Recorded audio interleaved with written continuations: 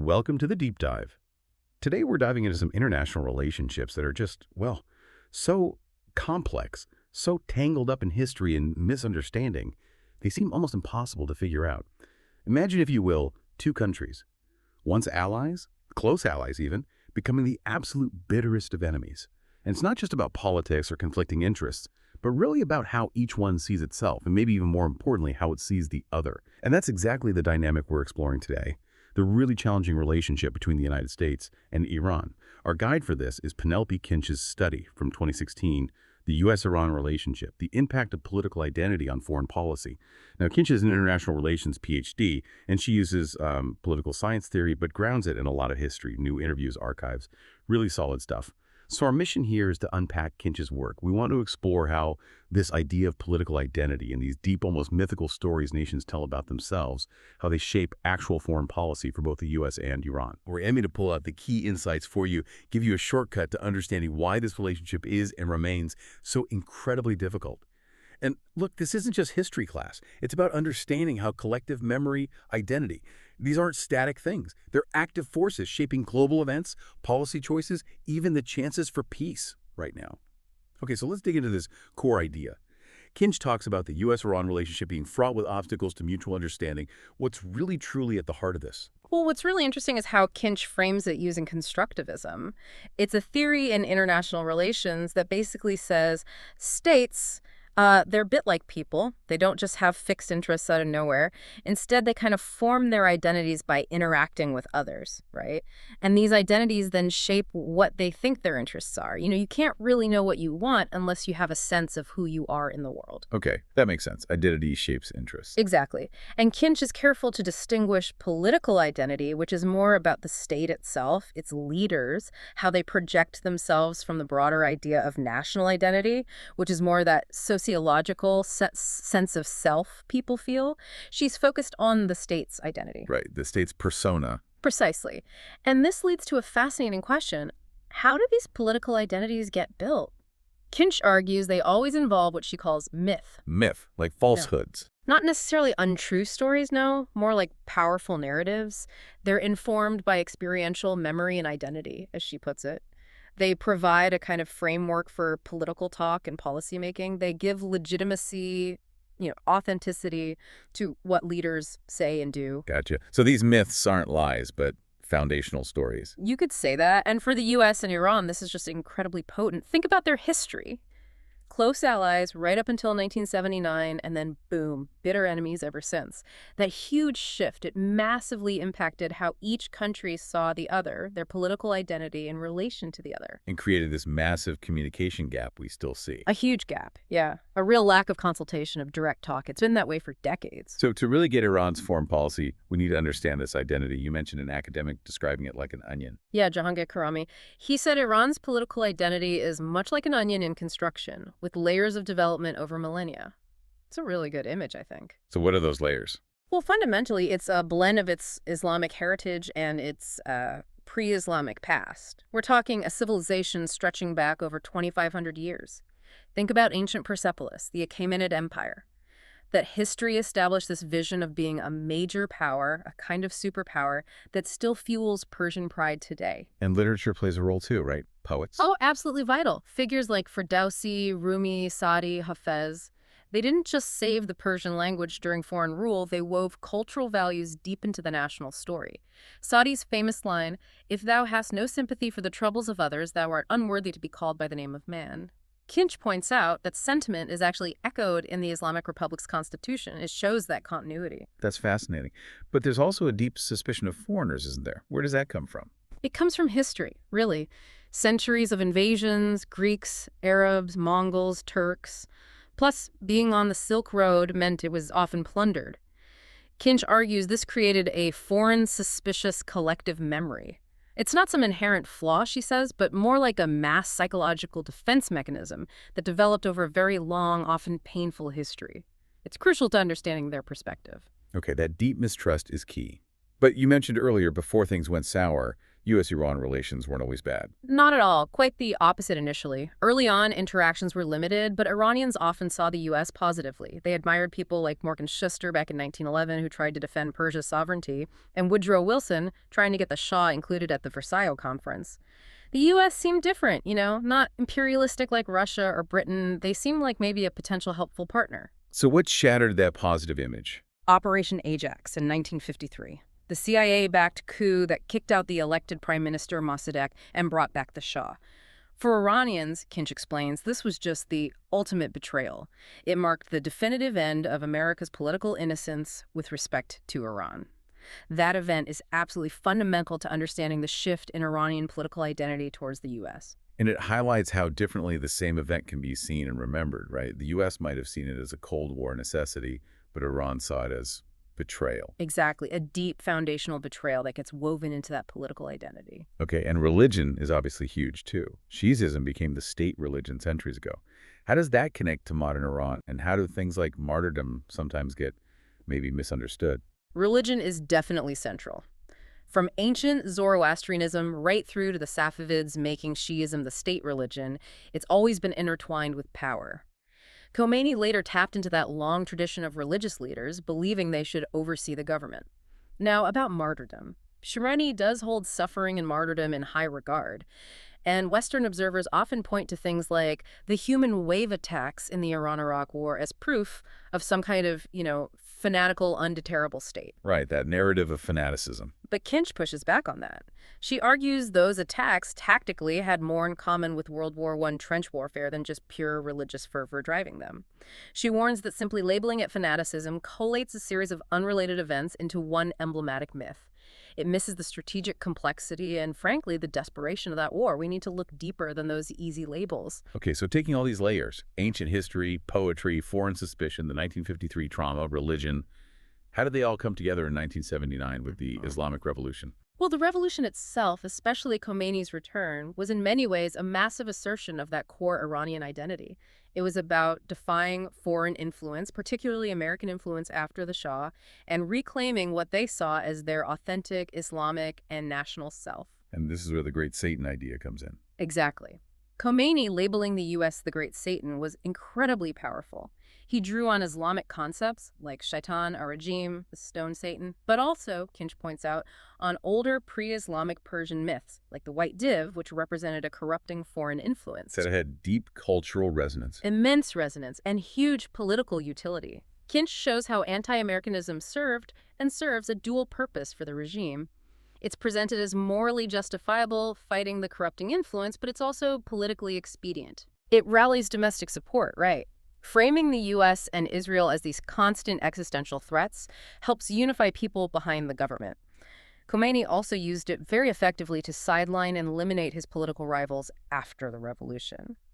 Now, Kinch notes that polls suggest maybe only 15–20% of Iranians actively feel strong anti-American sentiment, but the myth, the narrative, is deliberately kept alive. It's institutionalized through schools, cultural events, political speeches. It's a core part of the state's political identity. Okay, that's a really insightful look at the Iranian side. Now let's pivot. Let's unpack American political identity. It's just as complex, just as rooted in its own history and myths, and it shapes how the U.S. sees Iran.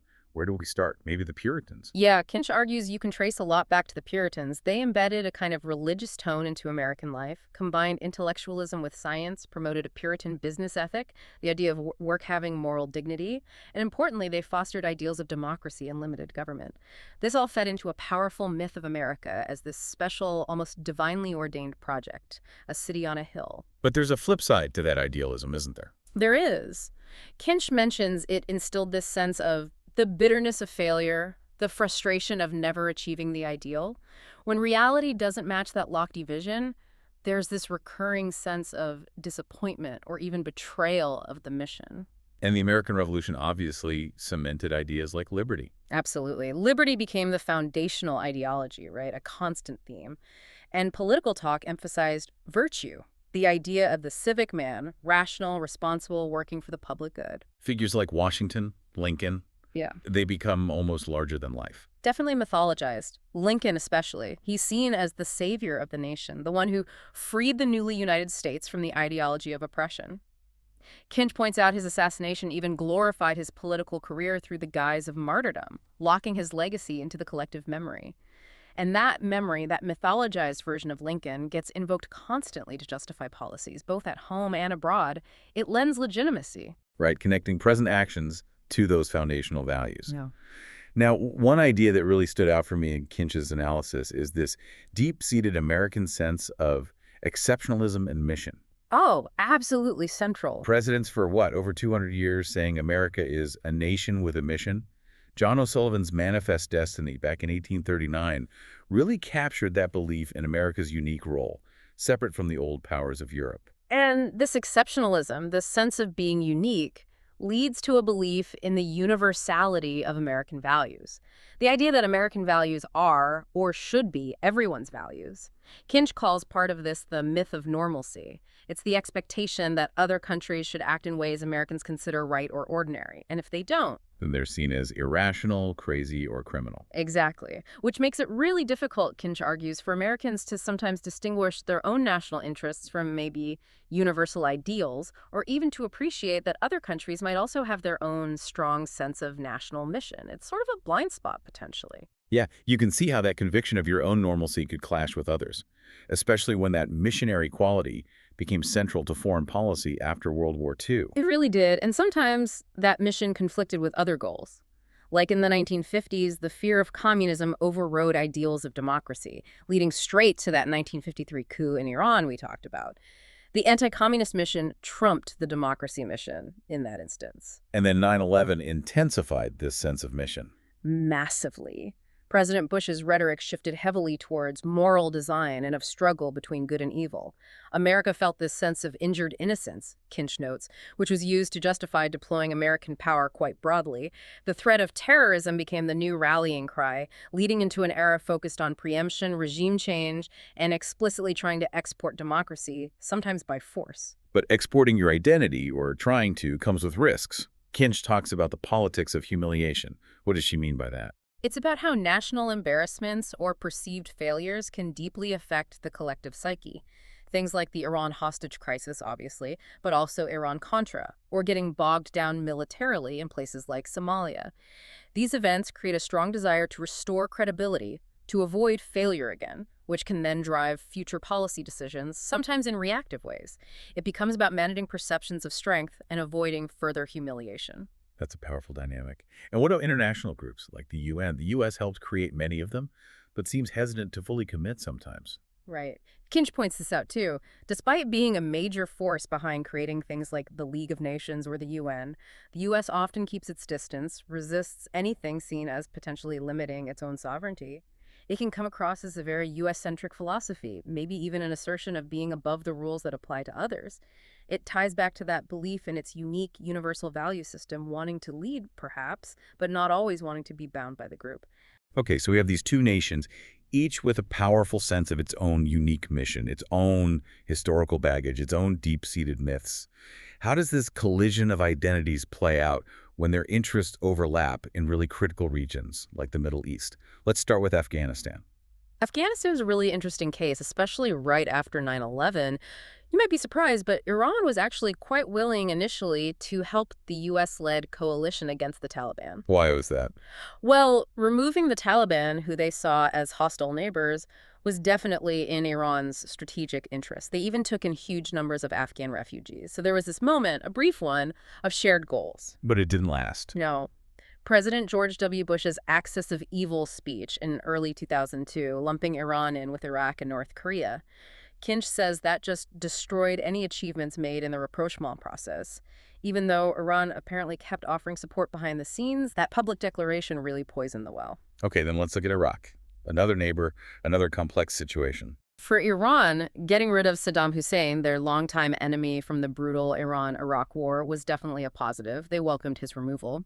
But then the U.S. invasion and occupation essentially put American troops all around Iran's borders. That wasn't welcome at all. And here's a fascinating point Kinch raises. In 2003, Iran apparently floated a proposal for a grand bargain. A grand bargain. What did that involve? Basically, putting everything on the table for negotiation with the U.S., their nuclear program, support for groups like Hezbollah, even potentially recognizing Israel. A comprehensive deal. Wow, what happened? According to Kinch, citing various sources, the U.S., heavily influenced by neoconservatives at the time who favored regime change, essentially dismissed it or didn't seriously engage with it. This rejection really reinforced the view among some in Iran that changing their behavior wouldn't actually change U.S. policy towards them. It fed the mistrust. And the U.S. worries about Iranian influence in Iraq now, right? The Shia revival. Yes, there's a lot of U.S. suspicion about Iran's influence over Iraq's Shia majority. Kinch suggests the U.S. sometimes overstates this, though, viewing it as this single Iranian-controlled bloc, when in reality, Shiism itself has internal divisions and Iraqi Shia have their own distinct interests. It's more complicated than just Iranian control. However, one area where their interests have aligned more recently is fighting ISIS. Both see ISIS as a major threat. Which brings us to perhaps the thorniest issue, Israel. Definitely the most difficult point of difference. For the U.S., Israel is obviously a core strategic ally. Its security a major foreign policy priority. For Iran's leadership, Israel represents, in their rhetoric, the oppression of Muslim people and acts as a puppet of U.S. policymakers in the region. There's that famous saying that the U.S. views Iran through lenses manufactured in Israel. How much of Iran's anti-Israel rhetoric is for real, and how much is political posturing? That's a key question Kinch explores. While Iran's rhetoric is often extreme, portraying Israel as an existential threat that must be destroyed, she argues it serves primarily to mobilize domestic and regional constituencies. It helps legitimize their position in the wider Muslim world, especially as many Arab governments have made peace or normalized relations with Israel. So this stance, while damaging Iran internationally in many ways, gives Tehran leverage on the so-called Arab Street. And from the U.S. side? Any major long-term warming of relations with Iran would almost certainly be seen as weakening Israel's relative position in the region. That means the very powerful pro-Israel lobby in the U.S. acts as a significant brake on any potential U.S. moves towards détente with Iran. It's a huge constraint. So we have the history, the identities, the clashing interests in the region. But Kinch also points to another massive problem, just the basic lack of direct communication. A massive problem, yes. Since diplomatic ties were cut in 1979, it's been mostly arm's-length communication. Information gets filtered through the media, through third parties. And think about it. Policy statements coming out of Washington are often heard in Tehran against the backdrop of a huge U.S. military presence right there in the Persian Gulf. It breeds incredible mistrust. It's hard to believe pronouncements of peaceful intent when you feel surrounded. And Kinch makes this really interesting point that Iran sometimes deliberately plays up the idea that it's irrational. Yeah, it's fascinating. She suggests Iran sometimes fosters the perception of its own irrationality as a strategic tool. Appearing unpredictable can give you leverage, make others more cautious. A kind of madman theory elite. Something like that. It's been used quite effectively, Kinch argues, especially around the nuclear issue. Keeping adversaries guessing about your intentions or your red lines can be advantageous, even if it damages trust long term. So the big question then is, can this cycle, this deep-seated mistrust and misunderstanding, ever actually be broken? It's incredibly difficult. What you have now is, on one side, institutionalized anti-Americanism in Iran's political system, and on the other, an anti-Iranian sentiment built into accepted political discourse in the U.S. Even when common interests pop up, like fighting ISIS, that fundamental lack of trust makes it really hard to build any kind of collective identity or sustained cooperation. The suspicion runs too deep. We've seen presidents on both sides try, or at least talk about trying. Clinton, Bush with goodwill begets goodwill, Obama calling for a new beginning. Why haven't those worked? Often they get dismissed or undermined by hardliners on either side. Kinch notes that even Iran's reformist President Khatami, who genuinely tried to open dialogue in the late 90s, didn't get far, maybe because he was seen, even within Iran, as more of a philosopher president without the real clout to deliver. That's ironic. It is. And maybe even more ironic, Kinch suggests, is that sometimes more conservative leaders in Iran, like Ahmadinejad or Rouhani later on, have actually been more successful in negotiating specific deals with the West. Perhaps because they're seen, both internally and externally, as operating from a position of strength with backing from the real power structures. There's also just a lack of basic understanding sometimes, isn't there? Kinch mentions a State Department official. Yeah, Suzanne Maloney, back in 2007, expressing concern that there was almost no one in the entire State Department building who spoke Persian who worked on Iran. A profound lack of expertise within the U.S. system trying to deal with this incredibly complex country. Which doesn't bode well for nuanced policy.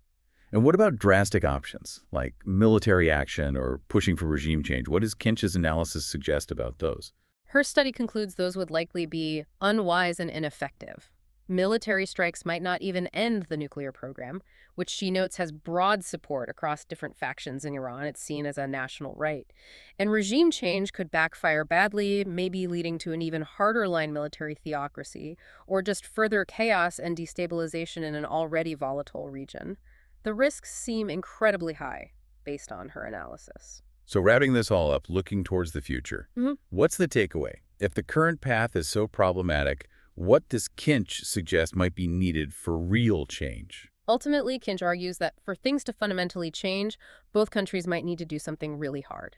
They might need to actually reconstruct parts of their own political identity. Change how they see themselves. Yes, and how they see the other, in order to make space for compromise, for different kind of relationship. Look at how other major powers, the EU, China, Russia, India, they've all managed to build more normal diplomatic and trade ties with Iran despite disagreements. Which suggests it's possible. It suggests the specific psychological history between the U.S. and Iran, as Kinch puts it, might be clouding perceptions, maybe limiting the U.S.'s ability to see opportunities that others do. She suggests that some mutual acknowledgement of past wrongs, Ajax for Iran, maybe the hostage crisis for the U.S., combined with real, sustained, broad dialogue is probably necessary. But that takes immense political will on both sides to challenge those deeply embedded myths and identities we've been talking about. Okay, so we've taken a really deep dive today into Penelope Kinch's work. We've seen how history, identity, these powerful myths, Iran's foreign suspicious memory, the great Satan narrative, America's exceptionalism, its politics of humiliation, how all these layers have kind of locked these two countries into this incredibly difficult relationship. And what really comes through is that idea from constructivism. I think it was Alexander Wendt you mentioned. People act towards objects based on the meaning that the objects have for them. Exactly. When those meanings are built over decades of mistrust, perceived betrayal, demonization, well, understanding the other becomes maybe the hardest foreign policy challenge there is. So it leaves you thinking, doesn't it? What happens when you have two nations, both convinced of their own special mission, each holding this really charged, mostly negative place in the other's identity, trapped in this cycle? Can they ever, as Thomas Paine hoped for America, begin the world again? Can they do that without fundamentally rethinking not just who the other is, but maybe even rethinking who they are? It really makes you consider how much these historical stories shape everything happening now. And what would it take, really, for any country, or even any one of us, to truly set aside that past baggage and build a new kind of relationship with someone once called an enemy? Something to think about.